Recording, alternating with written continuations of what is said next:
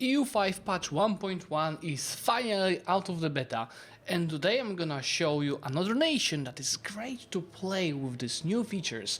I already showed you Pope and Austria on that patch. Now outside of the beta I'm gonna play finally outside of Europe. Majapahit is having plenty of content, my friends. It starts with a huge amount of population at 2.5 million. We have 19 of unique events and 13 country bonuses. But obviously that's actually not all, because maybe there are 19 unique events, but there are also I think event chains not counter into that 19.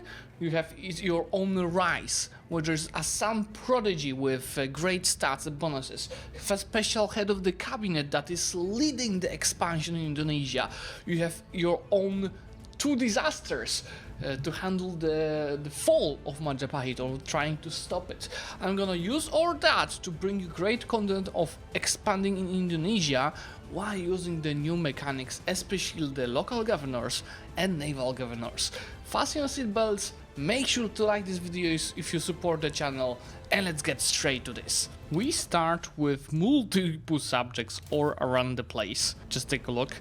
Not necessarily being loyal, but that's gonna fix it by itself by improving relations and getting more of the decentralization. It starts with Navy that has two unique ship types for Majapahit. One of them being Young, that is giving a good amount of maritime presence. I'm gonna use that to spread the maritime presence. And the other one being Kabang. This is a kind of like a transport ship, which is gonna allow me to jump between the islands when conquering stuff. I'll actually start to split that navy in half and using it to patrol the seas, where one stack is gonna patrol the seas on the north, and the other stack is gonna patrol the seas on the south, because majority of our proximity is gonna be spread via navy. And that's because, first of all, we are already 50 towards naval. We're gonna spread the proximity between the islands, and in this age there is a unique reform for being in Indonesia that gives me proximity costs with maritime presence. I will start with setting up a rival, which is gonna be Sunda for sure. The other two rivals, it will depend who chooses me as a rival, so I'll be able to create CBs on them. We are Hindu, actually the same branch of Hindu, and like for example Orissa is, which is great. It allows you to invite religious figures, which can be in your cabinet, but they can also give you bonuses. Like for example, this guy is monthly literacy and max literacy. I'm gonna go for him. It has a self-control mechanic that gives you a variation of these bonuses depending towards what you go. You can go towards Diplo Annex cost, you can go towards monthly usage progress, you can go towards maximum tax. I think go towards negative self-control, which gives the maximum tax, but also income from vassal subjects, which I'm gonna spam. And to achieve that, we need to go for the stuff that gives negative control, like indulge in feast. We have a unique government reform, well, for that region, mandala system, which gives a massive amount of culture's capacity, and I'm gonna leverage that when expanding. I can pretty much accept any culture in the region. And keep in mind, we already start with 2.5 million people. It's insane how many people living in Java, but that's kind of historical, and in modern days it's even more, obviously. We can pick two more reforms. One of them is gonna be diplomatic reputation and diplomatic capacity, to have more subjects but also less AE from expanding. While the second reform is gonna be proximity impact for port and a naval governor, as well as 20 towards naval. So I'm gonna go even more towards naval than I am right now. As for the privileges, I don't want to give anything to these two. They have too much of influence already. I'm gonna focus on privileges for Vaisa and Sudra, where Vaisa is gonna receive the tax efficiency and bank interest, as well as production efficiency, while Sudra will get the peasants' levy size as well as levy combat efficiency. Not much more than that. Let's make sure we go and focus on that advance that I just mentioned to you for the proximity, but also we need the research progress and all the stuff that is around here is actually useful. So let's make sure to go towards it. Money that we have, we're gonna already start investing that into an even bigger navy. We need more of, I think, kabangs? No, yonks. That gives me maritime presence. Let's build 9 of them. And there's also a unique building that we're having for the navy called Labubu. That gives local fish output. Of course, right now it's not gonna give much. I'm gonna focus on, first of all, looking at the demand. I'll look at it. Well, we need tar. Let me build just 2 of it. It's gonna bring a lot of value because we're lacking the tar in our own. Is it our own market? Yeah, it's our own market. And that's it for now. Let's give a few months to see how the balance is gonna change. We might definitely get the temples to increase the control, but you see we don't have many towns and cities, so let me give like the economy to stabilize and change before we make decisions to build any buildings. While the cabinet members, they're gonna work towards getting max legitimacy, and the other one can already start changing the associated value. We want to go more towards naval. What is great about Majapahit is we have a great ruler. This is really amazing stats for our queen. And what's even better, her son is a goddamn prodigy. So it's gonna get really good stats. And it's actually worth to invest money to get expensive education, to have even better of the stats of our next ruler. Okay, the rivals are declared. So it's Bali and Sunda. This is perfect. Let me build spy network on both of them so we create the CBs, and with the rest of the diplomats I'm gonna start improving relations with our biggest subjects. We are actually a great power, which is not perfect. It increases the cost of the court, but yeah, now with this setup we can go and automate the taxing. We can also spend maximum on the court, nothing on the stability, still need to get more. And maybe a bit more on the diplo, just to make sure we get more of the monthly diplomats. Our market starts with plenty of pepper, but also cloves, and this is already bringing us money. There's actually even a location in our lands with cloves. So we're definitely investing into increasing the control over here. We can actually already build a bailiff here. And with the maritime presence increase, we're gonna get even better control because the proximity is going through the naval. Gaya Mada Sumpah Palapa, I understand nothing from it. But in a move that has been mocked by political rivals, Gaya Ahmada has proclaimed his official oath to cease the consumption of luxurious substance and the enjoyment of culture and entertainment until he successfully subjugates the entirety of Indonesia. Gaya Ahmada gains Palapa oath.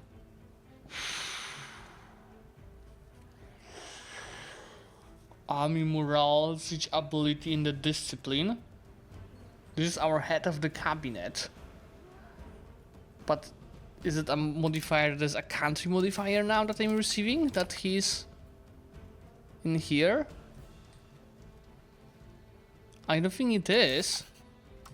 Look, if you look at the military, there's nothing about it here. So he would need to be a general for it to work. I'm already taxing everyone at the maximum, even though I didn't give that many privileges, except Brahmins, but it's just close to the maximum, and anyway most of the money comes from the peasants and the burghers. The money that we have, we should also invest into some crucial government buildings, and we definitely do want Royal Calculator, but what's the priority in early game are the Royal Gardens, because they give plenty of monthly diplomats. We could already ask the Palembang's or subjects to improve the Malay culture view of us, which is like amazing, because the Malay culture is all of these locations. It's gonna be even cheaper to get them accepted, so have even more of the limit for the other cultures. Royal court is also very important for the crown power and efficiency of the cabinet. Why it was important to choose the right rivals? Because on the current patch you can use the destroy enemy CB that, as you see, has no extra cost for taking locations in the peace deal. unlike the CB from the parliament that has plus 25%. Okay, now that we give it a few months, we can see what are the requirements for the goods, so we can follow up. So another tar kiln can be created. What is using so much of the tar? Oh, the docks and wharves and naval supplies. Okay, so that's fine. I don't think I need 2 of them though. Just 1 will be enough. We can also invest into other goods like the wineries, so it brings plenty of profit, but it's all in small quantities, right? So like 1-2 buildings just to fulfill the needs of the market. And, you know, playing in Asia is just so OP. You have so many people. The goods are generally better than in Europe. Look, my base tax is already 115 and I'm making 45 a month. And with that building for the diplomats finished, I can also spend much less on my own diplomacy. I will spend still a bit to keep my subjects more loyal, but that allows me to save also some money. We should invest the money that we are having into towns. We could of course wait for the next stage for the cost of the towns, but already in like some locations that are not having crucial goods, like for example fish, maybe even lumber, I can start getting the towns, especially on the naval locations, to get more sailors and proximity. How about we build it on this fish location soon, once I have enough money. The Nagarntangama. The need to affirm the commitment to the religious roots of our kingdom has given rise to many literary works that praise the architecture of our temples as well as our intricate and illustrious ceremonies. So we got sponsored the work, which creates the regionally renowned art of that name. Yeah, sure, I can afford that. With the first parliament, I don't need CPs, I'm already creating them. What I need is to see if there is... Oh, gravel road. That's definitely gonna be helpful to build some roads. But what I need is some potential law changes to be found. So for example, we have an administrative system office of the Mabajahit that gives me additional government reform and also is giving me progress to naval and then the colonies change modifier. These are really great unique stuff that the Majapahit is having. I'm not gonna change that. It also has the perfect distribution of power, which maybe reduces the state satisfaction but gives me a lot of crown power. I could change my maritime law to get additional progress to naval, which I'm gonna do because I will pretty much be able to get it almost to 100 of naval already. And look how good the proximity is without any roads being built.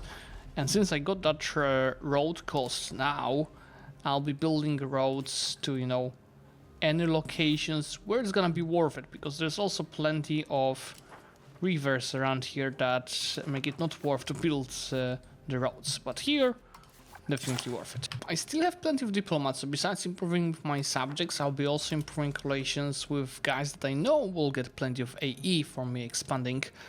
Let's just take a look at the country religions to review that, and see it's a big mix, and the Buddhists definitely are gonna be a problem. So be improving relations with guys like this and this already. What I think I should do as well is actually enforce religion on my subjects, which might make them disloyal for a while, but they're gonna start changing their religions and their locations to Hindu already instead of staying Buddhist. So I could get a next Casus Belli in Bali. Well, I do have a CB on them already. Well, if I knew there was this event, I wouldn't build the spy network. It's fine. Let's declare it. It's a free CB in the war to quickly crash and so you can have so many levies. But I'm gonna get some in the region where I have low control to not use this more crucial provinces, especially the one with cloths. And I'll make sure to make these guys a fiefdom because all my other subjects are vassals. So, you know, to balance the potential calculation for their loyalty. Question is the income from vassals modifier is impacting fiefdoms as well. I don't care, to be honest.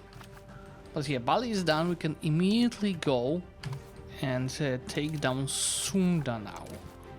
I think we should be able to fully annex them. And here, to be sure, how about we use all the levies and let's raise them in this location. In Age of Renaissance, I'm gonna go for the Diplo focus, which gives me stuff like monthly diplomats, march type of the subjects, some bonuses to the merchants, but more importantly, deep rep for less AE, improve relations to have less collision, income from subjects, and most importantly, war score cost. Yeah, I told you, way less than 100% of war score for Sunda. Easy annexation. I will release actually one subject, not historical because they would take everything. The one for the most far away locations, also 5 of them.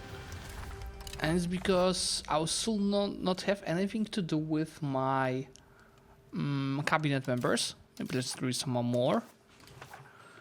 So I can use one of these cabinet members to already start integrating the provinces. Oh, looks like there is, oh yeah, there's a volcano area, right? So I could lose plenty of, oh, how many? Where is this location? Rice, okay. They would lose 50k people, but in exchange gets the volcanic soil for more food production. If I spend money, what's the difference? I get major recovery efforts as well. Well, sure, I can afford this. There goes another casus belli, fulfilling the dream. Gives antagonist, but I get CB on the guys here, which I'm gonna certainly use. Oh yeah, they don't have any army. I think I could even declare on them without moving any of my armies, just let the subjects do the stuff. That's what I thought. I didn't move any of my fingers to get this. And in this case I can release a historical subject over here. Oh boy, we are already a number 5 great power. And earning so much money I can spend more on Diplo, just as a like long-term investment. And since I don't have any threatening rivals or rivals/enemies, I will have to use the council to get the CPs, which is totally fine. I don't mind. We will focus on getting into Borneo now. It's weird, but this AI is like they don't have any subjects. It's also so easy to get them annexed. Let me get 2 CBs if I obviously get enough of progress in the parliament to create them, which looks like is problematic.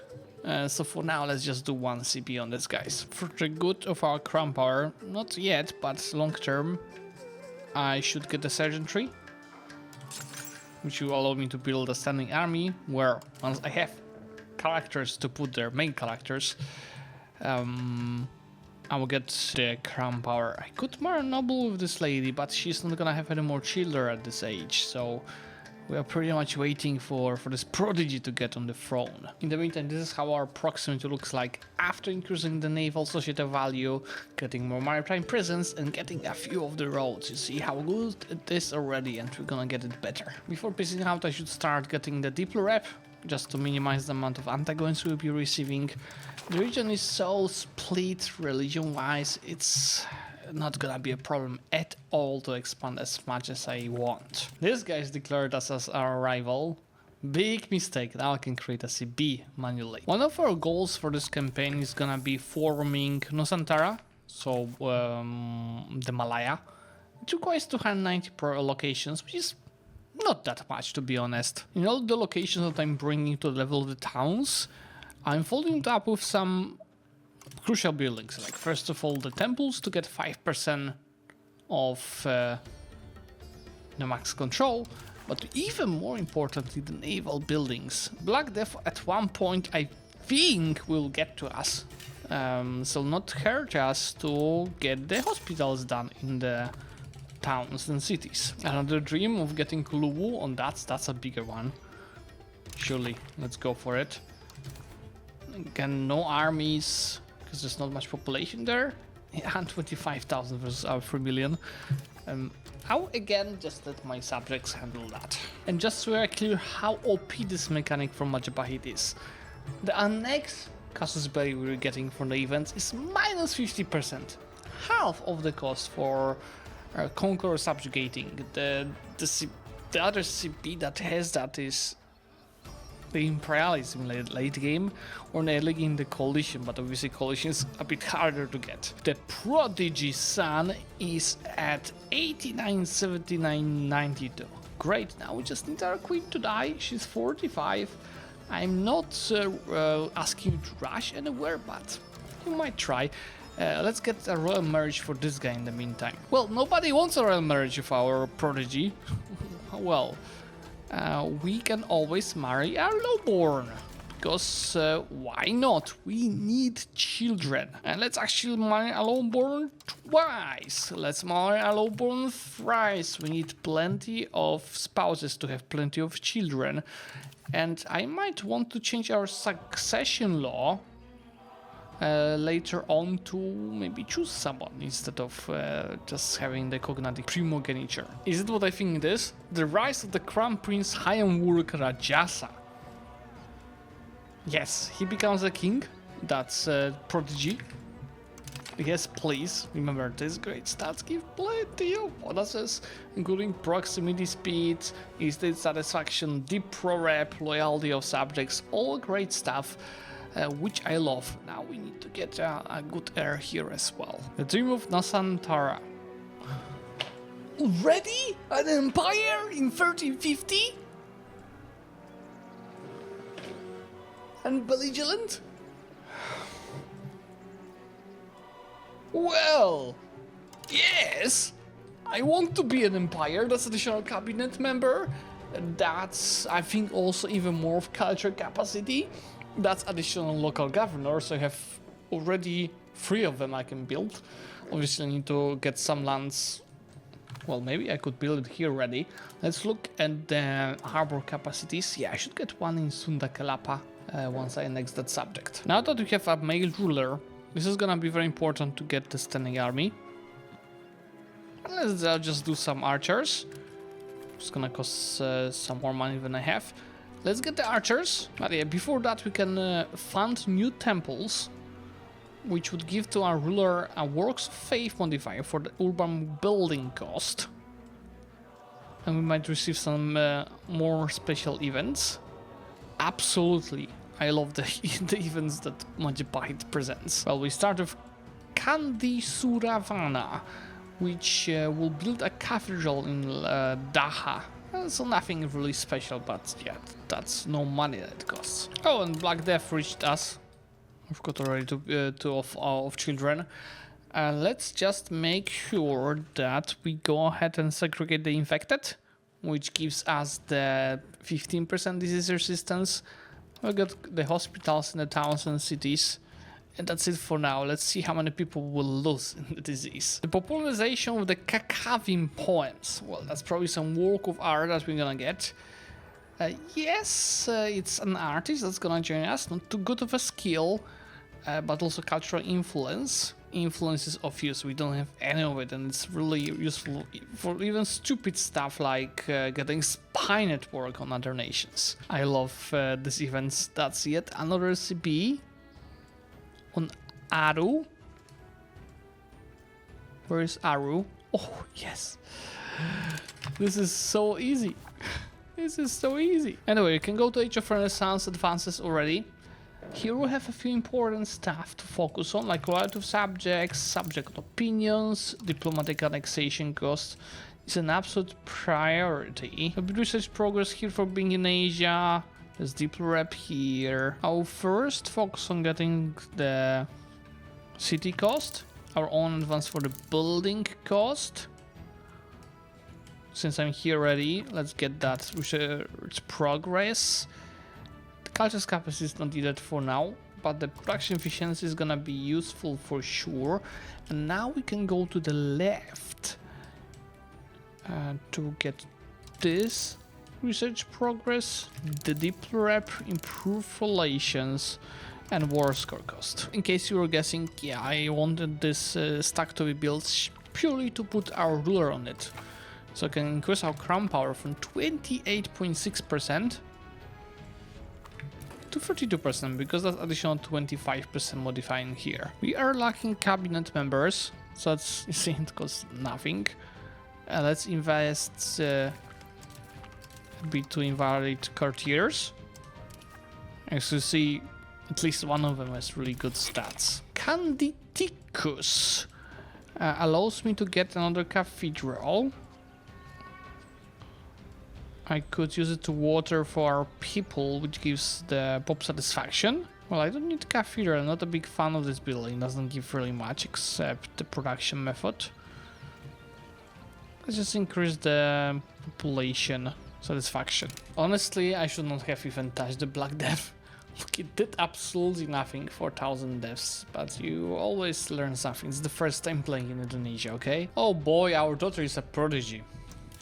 Can we change the succession law to actually have a choice of a daughter? Since I'm earning so much money, how about we try investing in the colonial charter?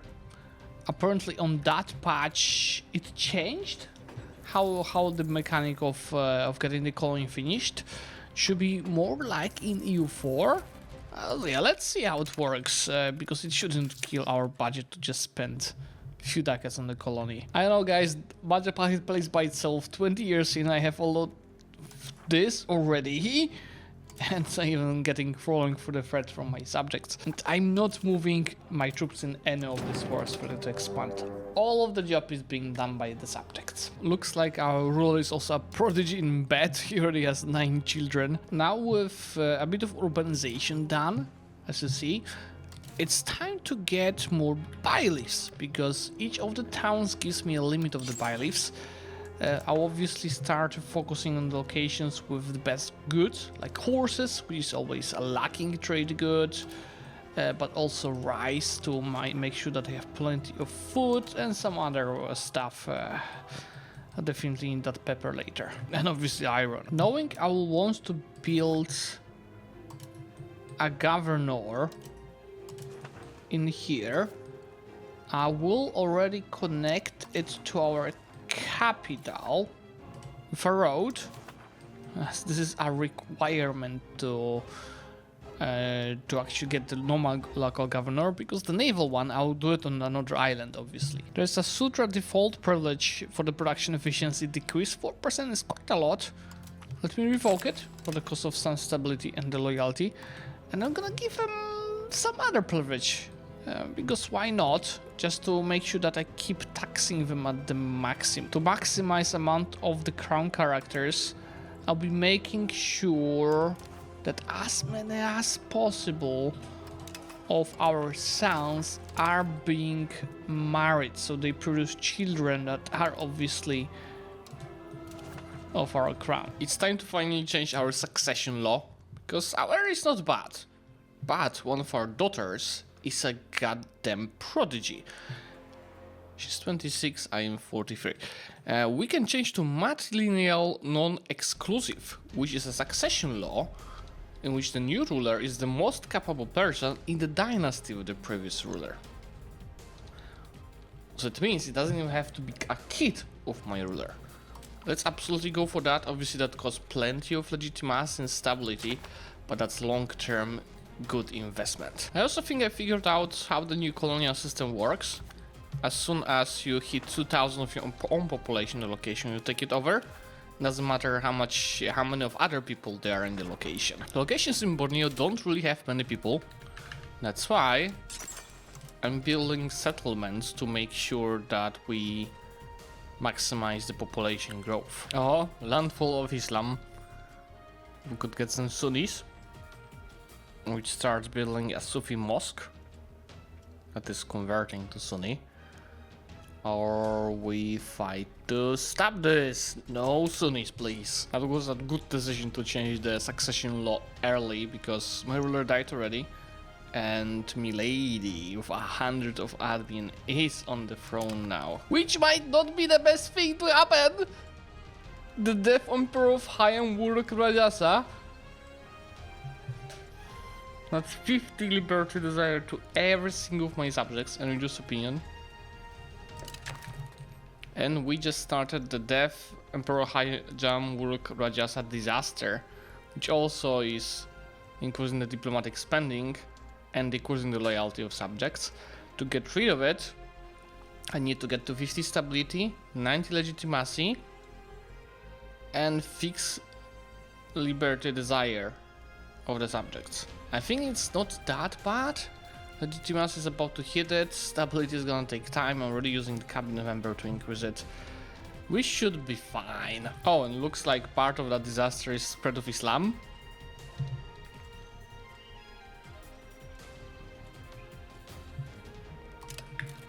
Can I remove that Sufi mosque?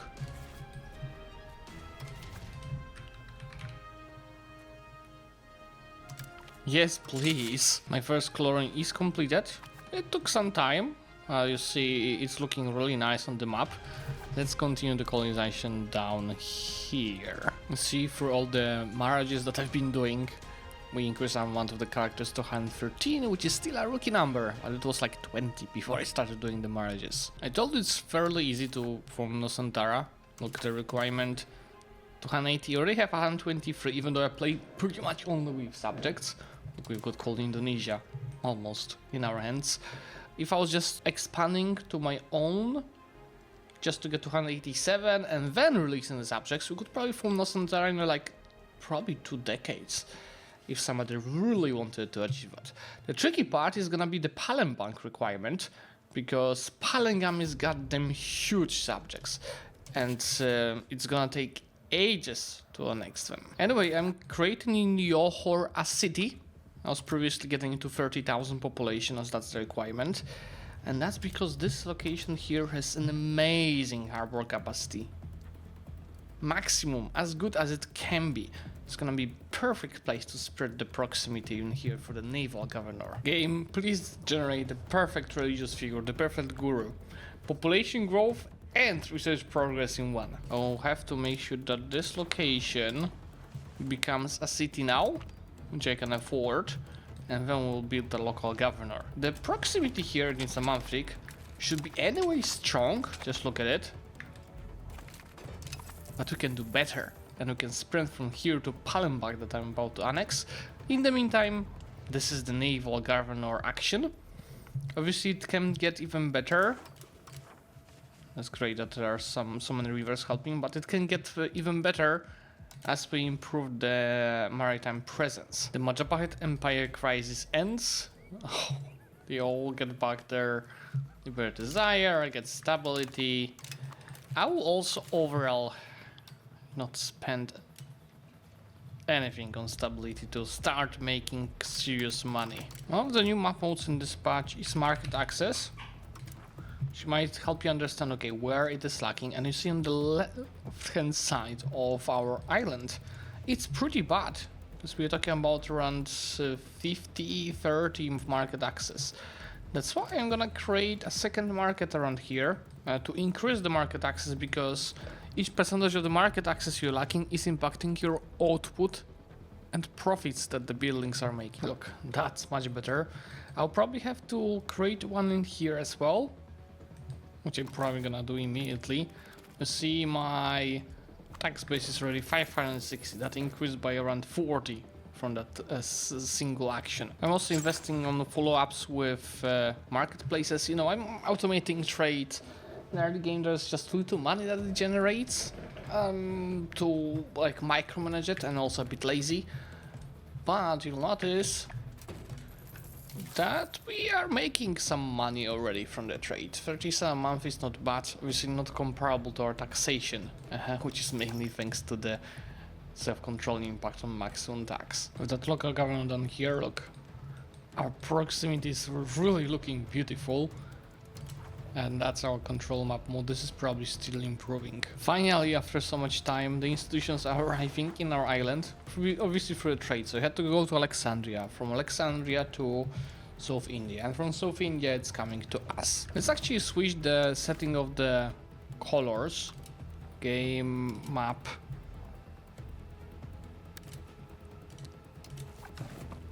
Because you see, when we use the overload color map, everything is Majapahit. Just outside of these rebels that are here forever. That war is ongoing, guys, for 20 years already, and I cannot do anything about it. A major event in Chen. Start of an expedition. After weeks of preparation, our Grand Navy is finally ready to sail for the Madagascar Sea. It's unknown that kind of adventures or misadventures Ying Wing and his crew will encounter on the way, but considering that Chen Su Huang has... okay, I think that's like the whole big expedition that the Chinese did to discover Madagascar and Kilwa here. Pretty sure it's one of the loading screens for EU5 about that event, isn't it? And I think that's part of that voyage that's reached us. We gain 50 ducats. We might get some events. Depending on the opinion, at the end of the stay, we'll get different results. If it's between 67 and 100, I'm gonna get more tribute for the Middle Kingdom. And I would join the Middle Kingdom.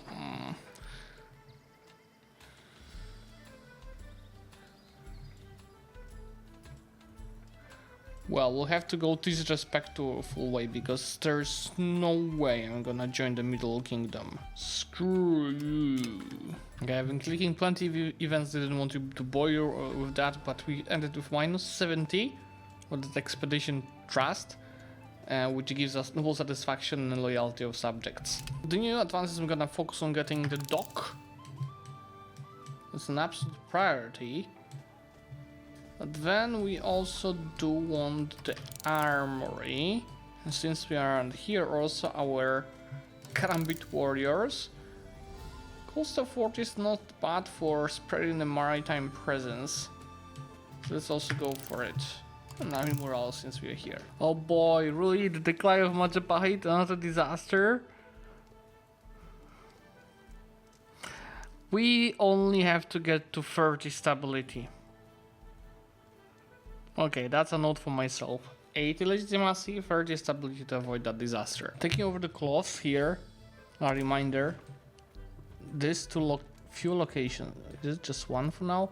This location here has a modifier for 500% close output. I need to make sure these are my cores, and they have by-leaves. With armory unlocked, I don't really need a standing army, but it's good to create demand, because armors create demand for firearms, leather, cloth, paper, and weaponry.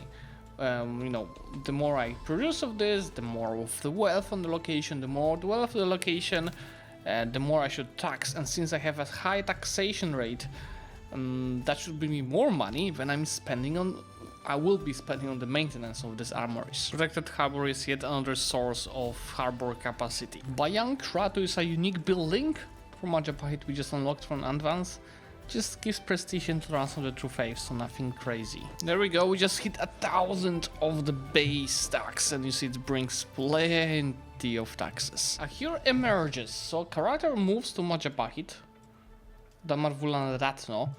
When he wins 10 battles, he will receive 50 military ability, and Majapahit will receive 25 legitimacy, but I have full of it, but...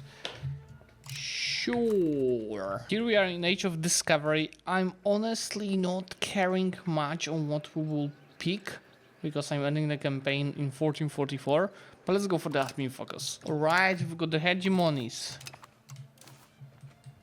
Well... so Korea is a diplo hegemon. Admin, we are far away from the Echo one. Military one, obviously far away because we did not build a navy. This is what was interesting from him, but you see we are far away even in the culture of hegemon. We do have libraries everywhere, but we gotta start. We would have to start building universities to also fix that. But I don't plan to, because we are about to end. With annexation of Palembang, we can go ahead and form Nusantara, and just look how beautiful flag it has. Doesn't give much, looks like 2 advances that are not even that good. Just capacity is nice, but most importantly, it gives you a beautiful violet color. I'm not ending yet, as mentioned, we play until 1444. There are 2 more subjects I will be annexing. And the terrains of the Palembang, we definitely have to make sure to invest into bioleaves on the cloth locations. So it's actually a town to maximize our gains. Anyway, here is where we're gonna finish. The perfect Nusantaran Empire. We did reach 350 locations, 1.2,000 the base tax. Let me show you a few of the maps. This is our location ranks. You see where we urbanized, especially back in homeland, but also very much focusing on the naval. That's our proximity with naval governor here, local governor here, really spreading nicely with plenty of maritime presence. And look how many navies we've been doing to achieve that. This is our cultures map, integrations map, literacy, markets, and that's our economy. Looking really good. Thank you guys, I hope you watch this kind of like one-off videos, because that's when I'm gonna finish the campaign.